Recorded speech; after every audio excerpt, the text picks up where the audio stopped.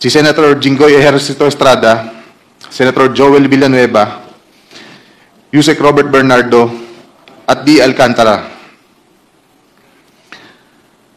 Si Senator Jinggoy po ay nagbaba ng 355 million ngayong 2025 sa mga ilang projects sa Bulacan. Ang sabi po ng boss ko dito ay 30% ang commitment dito.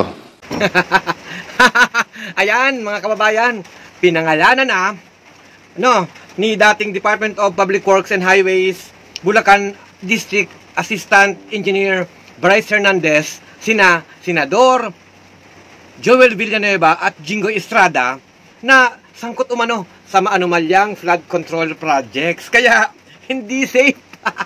Hindi ho safe si Jinggoy Estrada. Yan ho yung entrada mismo ni Engineer Bryce Hernandez. Nakikiusap po itong si Engineer Bryce Hernandez na wag na siyang ibalik doon sa Senado dahil pinangalanan na niya ang mga involved. Ano po ang nasa likod nito?